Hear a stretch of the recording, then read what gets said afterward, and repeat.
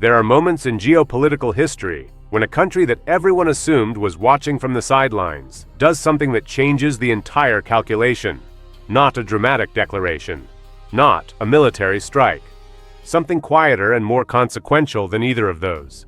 A diplomatic signal so precise, delivered to the right person at the right moment, that both sides of a global crisis suddenly have to update their models. April 18, 2026 is one of those moments. And the country that made it happen was not the United States. It was not Iran. It was not Russia or China or any of the powers whose names have dominated 7 weeks of coverage. It was India. India's Foreign Secretary Vikram Misri summoned Iran's ambassador to New Delhi to his office on Saturday evening. The meeting was unannounced. The language used was specific. India conveyed, in the formal language of diplomatic protest, its deep concern at the firing on 2 Indian-flagged ships by Iranian gunboats in the Strait of Hormuz, the same strait that New Delhi had been navigating around, hedging against, and quietly managing for 7 weeks without picking a side. That neutrality ended on Saturday evening, and almost nobody in the American coverage understands what that means. I'm James Caldwell. This is Stratford Brief. Let's get into it. In the next 20 minutes, I am going to give you 4 things the headline coverage is not giving you. First, what India's position has actually been throughout this conflict, and why the summoning of Iran's ambassador is not a minor diplomatic courtesy. It is a structural shift in India's posture toward a country with which it has maintained careful, deliberate neutrality since February 28th. The shift matters because India is the 3rd largest oil importer on Earth. Its decisions do not happen accidentally. Second, what the IRGC actually did to those Indian ships, and why Iran's decision to fire on Indian-flagged vessels represents a strategic miscalculation that will outlast this ceasefire by years. Third, the alliance picture that neither Washington nor Tehran is fully reading correctly, because the story of who is winning and losing this conflict is not simply a bilateral story. It is a story about which countries are being pulled into a crisis they did not choose, and what they do when they get there. Fourth, what India's move tells us about the 72 hours remaining before the ceasefire expires. Because when a country with 9 million of its citizens living in Gulf states, with 40% of its crude oil passing through a contested waterway, and with a history of extraordinary diplomatic patience, decides to formally protest the behavior of one party in an active conflict, the calculation behind that decision carries specific intelligence about where the situation is heading. Stay with me. Each layer changes how you read the one before it. Let us begin with the geography of dependence, because the numbers involved have a way of making the abstract very concrete very quickly. India is a country of 1.4 billion people, running an economy that grows at roughly 6% per year, and consumes approximately 5.5 million barrels of crude oil every single day. Every single day. It imports roughly 40 to 50% of that crude through the Strait of Hormuz, a channel barely 21 miles wide at its narrowest point, a stretch of water you could theoretically see across on a clear day. And yet through that gap flows the energy that powers the world's most populous democracy, heats its homes, runs its factories, and fuels the trucks that move its food. The economic analysis firm ICRA calculated before this conflict began that a sustained $10 increase in the price of crude oil reduces India's GDP by approximately 0.5%. Oil prices have risen more than $40 per barrel since February 28th. Not $10, $40. The arithmetic is not difficult. India has been absorbing an economic hit that would trigger emergency legislation in most Western economies. It absorbed it quietly, without picking sides. That restraint was not passivity, it was strategy. India's Prime Minister has maintained channels with both Washington and Tehran simultaneously throughout this conflict. India's Petroleum Ministry announced in early March that it had diversified 70% of its crude imports away from Hormuz-dependent routes, a logistical achievement that required the kind of rapid supply chain restructuring that most economies could not execute in 7 weeks. India has over 220,000 of its nationals repatriated from Gulf states since February 28th, according to Wikipedia's economic impact documentation. It established a 24-hour control room in its Ministry and Directorate General of Shipping to monitor the 28 Indian-flagged vessels operating in the Persian Gulf region. India managed, India diversified, India stayed neutral. And then Iran fired on India's ships. Before we continue, if this is the analysis you have been looking for, subscribe to Stratford Brief and turn on notifications. We report what the documented record shows beneath the official statements. New brief every day. Let's continue. Now let me tell you exactly what happened on Saturday and why it matters in ways the American coverage is consistently underweighting. Iranian Revolutionary Guard Corps gunboats fired on 2 Indian-flagged tankers attempting to transit the Strait of Hormuz. One of those vessels was a supertanker, a very large crude carrier carrying approximately 2 million barrels of Iraqi oil bound for India. 2 million barrels. Not a small cargo, not a marginal shipment. Enough crude oil to power all American automotive traffic for nearly 4 hours, to heat approximately 200,000 Indian homes for a month, to represent hundreds of millions of dollars of trade between Iraq and India that had nothing to do with Iran, nothing to do with the American blockade, and nothing to do with the nuclear question that collapsed the Islamabad talks. Iran fired on it anyway. The UK's Maritime Trade Operations Centre confirmed the incident. Tanker trackers confirmed that firing was involved in Iran's efforts to block both vessels. The supertanker turned around. The Iraqi oil stayed in the Gulf. India's foreign ministry issued a statement the same evening. Here is the sentence in India's Ministry of External Affairs statement that carries the most weight and that the Western press summarized without examining. India recalled that Iran had earlier facilitated the safe passage of several India-bound ships. That sentence is not diplomatic boilerplate.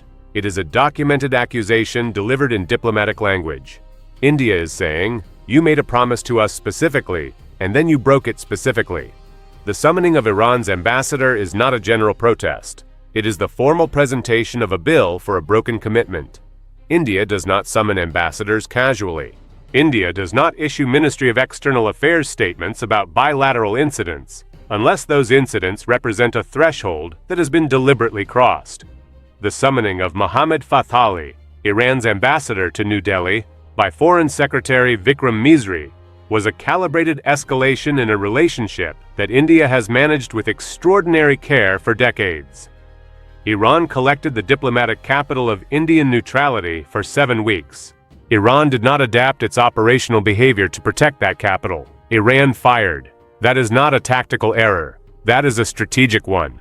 Now let me situate India's move within the broader alliance picture, because this is the dimension of this crisis that almost nobody in Western analysis is reading correctly.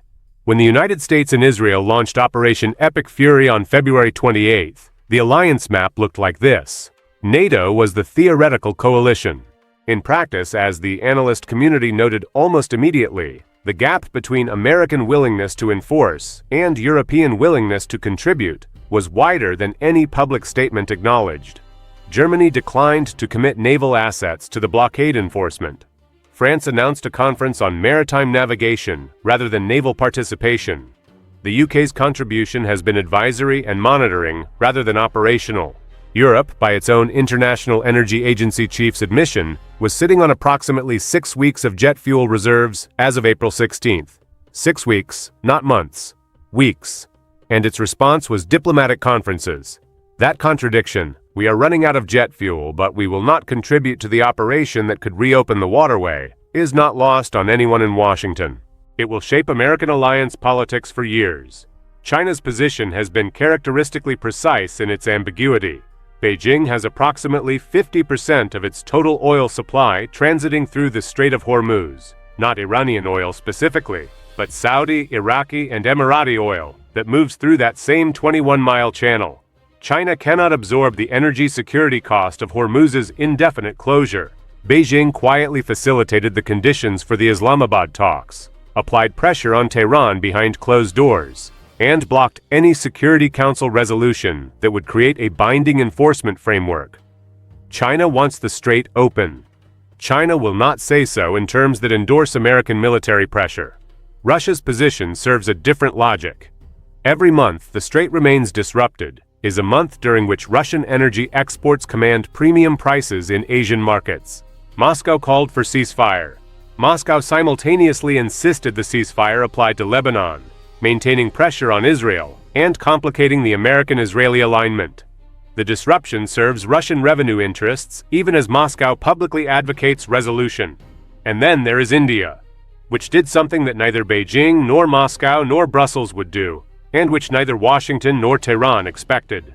India sent a formal diplomatic protest to Iran about Iranian behavior during an active conflict, while maintaining working diplomatic channels with both sides simultaneously, without endorsing the American blockade, without endorsing the Iranian nuclear position, without joining any coalition, without breaking from any alignment. That is not the move of a country that is losing. That is the move of a country that understands its leverage precisely and has decided to use it at the exact moment that leverage is most costly to ignore. Here is what Iran just did. Iran spent 7 weeks maintaining a careful carve-out for Indian shipping, allowing India-bound vessels to transit while blocking other traffic. That carve-out was Iran's way of keeping New Delhi's neutrality intact, of demonstrating that the conflict was bilateral rather than global, of preserving a significant trading relationship during a period of maximum economic pressure. By firing on Indian-flagged ships, Iran eliminated that carve-out. It removed the evidence that India was being treated differently. It handed India a documented grievance that transforms New Delhi from a silent beneficiary of Iranian forbearance into a formal diplomatic complainant with a specific verified incident on the record. Why would Iran do this? The most honest analytical answer is the one that explains Iran's behavior throughout this conflict. The IRGC's operational command and the diplomatic apparatus are not coordinating. The foreign minister negotiates a posture. The Revolutionary Guard implements a different one. The mine laying continues during ceasefire. The tanker firings continue during the reopening. The institution is fractured between a diplomatic track that understands the cost of alienating India and an operational track that responds to immediate tactical pressures without calculating the strategic cost. Iran collected India's neutrality.